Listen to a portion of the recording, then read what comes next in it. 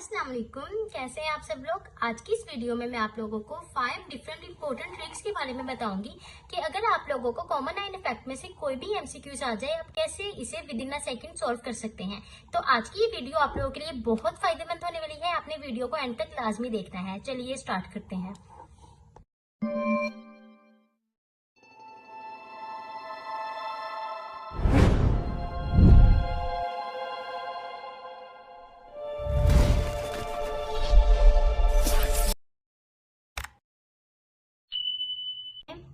जी first trick देखें, जब आप पीरियोडिक टेबल में टॉप टू बॉटम जाते हैं या लेफ्ट टू राइट जाते हैं तो सोरेबिलिटी इन साल्ट डिक्रीज होती है और हमेशा जो लेस सोरेबल साल्ट होता है वो सुप्रेस्ड होता है। अब इस बात से क्या मुराद है, अब आप देखें अगर आपके पास एक एग्जांपल है NaCl और KaCl, इन दोनों में से आपके पास कौन सा साल्ट सुप्रेस्ड होगा, तो ये आपको पता है कैसे पता लगेगा। अभी मैंने आपको बताया कि जब आप पीरियोडिक टेबल में टॉप टू बॉटम या लेफ्ट टू राइट जाएंगे तो आपके पास सोरेबिलिटी इन साल्ट डिक्रीज होगी।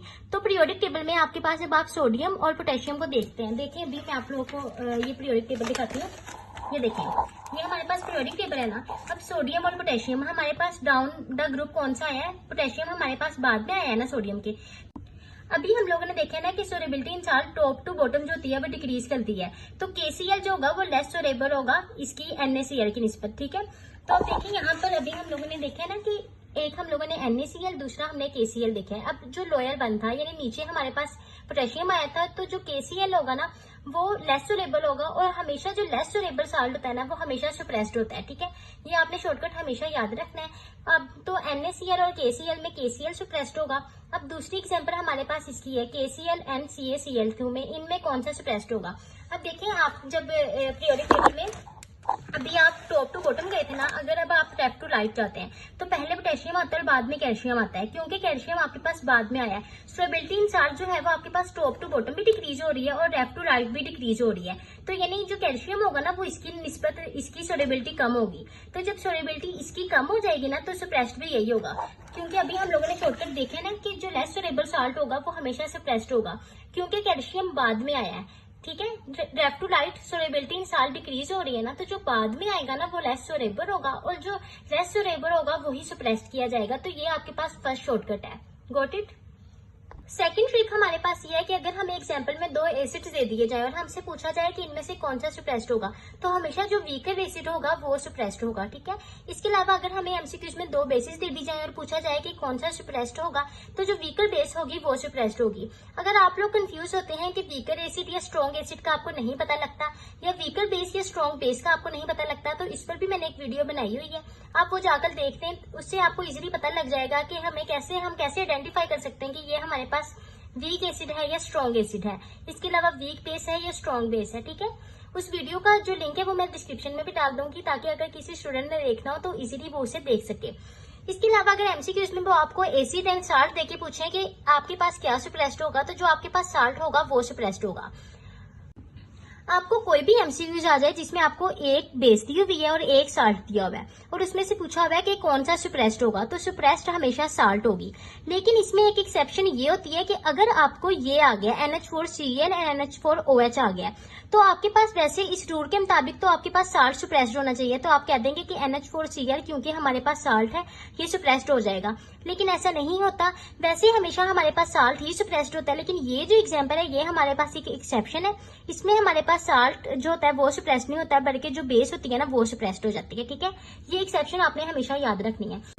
अब ये जो मैंने आपको 5 रूल्स बता दिए हैं, आपने इन्हें याद रखना है। अब मैं आपको FSC की बुक्स में जो कॉमन नाइन इफेक्ट की एग्जांपल्स दी हुई हैं वो 1 बाय 1 करके डिस्कस करूंगी और उन सबको आपने इन्हीं शॉर्ट ट्रिक से सॉल्व करना है। चलिए देखते हैं। देखिए फर्स्ट एग्जांपल, इस एग्जांपल में हमारे पास दो साल्ट्स दिए गए हैं KClO3 एंड KCl। ये दोनों हमारे पास साल्ट है ना, और इसमें से लेस सोरेबल साल्ट हमारे पास कौन सा है, KClO3, और जो हमारे पास KCl है वो मोर सोरेबल साल्ट है। अभी हम लोगों ने शॉर्टकट देखा है कि जो लेस सोरेबल साल्ट होगा वो सुप्रेस्ड किया जाएगा, इसलिए हमारे पास इस एग्जाम्पल में KClO3 जो है वो सुप्रेस्ड की जा रही है। Got it. अब नेक्स्ट एग्जांपल देखें, इसमें हमारे पास H2S एंड HCl है। अब इसमें से कौन सा सुप्रेस्ड होगा।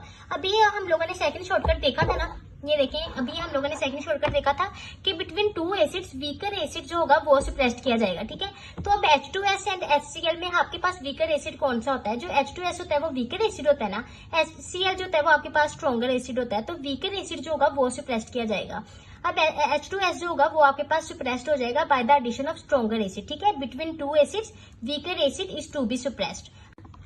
अब थर्ड एग्जाम्पल आपके पास वही है जो मैंने आपको एक्सेप्शन बताई थी कि आपके पास साल्ट और बेस अगर दे दिया जाए तो साल्ट सप्रेस्ड होता है, लेकिन आपके पास एक एक्सेप्शन ये होती है कि अगर आपको NH4Cl एंड NH4OH आ जाए तो इस केस में आपके पास जो सप्रेस्ड होता है वो बेस होती है, ठीक है। तो फिर ये आपने देखा है कि इसमें आपके पास जो सप्रेस्ड हो रहा है वो NH4OH है, ठीक है, और NH4Cl जो है वो हमारे पास साल्ट है, NH4OH जो है वो हमारे पास बेस है। Got it. अगर आप लोगों को ये 5 ट्रिक्स अच्छी लगी हैं तो वीडियो को लाइक कर दें और चैनल को सब्सक्राइब करने के साथ साथ बेल आइकन को लाजमी प्रेस कीजिएगा ताकि हर टॉपिक की अमेजिंग ट्रिक्स आप तक पहुंच सकें। Next MCQ, solubility product increase with the increase in. तो आप लोगों ने एक शॉर्टकट हमेशा याद रखना है कि जब आपके पास एंडोथर्मिक केस होता है, एंडोथर्मिक का से मुराद है कि जब आपके पास इंथैल्पी चेंज पॉजिटिव होती है ना, तो फिर आपके पास जब टेम्परेचर इंक्रीज होता है ना तो सोलबिलिटी ऑफ साल्ट इंक्रीज होती है, ठीक है। तो इसे MCQs में देखेंगे, वो कहते हैं कि सोलबिलिटी प्रोडक्ट इंक्रीज हुआ है with the increase in temperature. Got it. लेकिन आप लोगों ने एक एक्सेप्शनल केस है वो याद रखना है कि जब हम लोग LiCl या हम लोग Li2CO3 की बात करते हैं तो इसमें सोलबिलिटी ऑफ साल्ट का टेम्परेचर के साथ इनवर्स रिलेशन होता है। तो इस तरह क्यों है? अभी तो हम लोगों ने पढ़ा कि सोलबिलिटी ऑफ साल्ट का टेम्परेचर के साथ डायरेक्ट रिलेशन है, लेकिन जब हम लोग लिथियम साल्ट्स की बात करते हैं तो लिथियम साल्ट्स में हमारे पास सोलबिलिटी जो होती है, सोलबिलिटी ऑफ साल्ट का और टेम्परेचर का इनवर्स रिलेशन आ जाता है। वो इसलिए आ जाता है क्योंकि जो लिथियम साल्ट्स होते हैं ना ये आपके पास नेगेटिव होते हैं, इसका एंथैल्पी चेंज नेगेटिव होता है, तो जब आपके पास टेम्परेचर इंक्रीज होता है तो सोलबिलिटी ऑफ साल्ट डिक्रीज हो जाती है, ठीक है। ये अब आप लोगों ने शॉर्टकट है, ये आप लोगों ने याद रखना है। उम्मीद है ये आज की जो वीडियो थी आप लोगों को समझ आ गई होगी। अगर किसी पॉइंट की नहीं समझ आई तो आप मुझसे कमेंट करके पूछ सकते हैं। अगर वीडियो अच्छी लगी है तो वीडियो को लाइक करके मेरे चैनल को सब्सक्राइब कर दें। Thank you so much.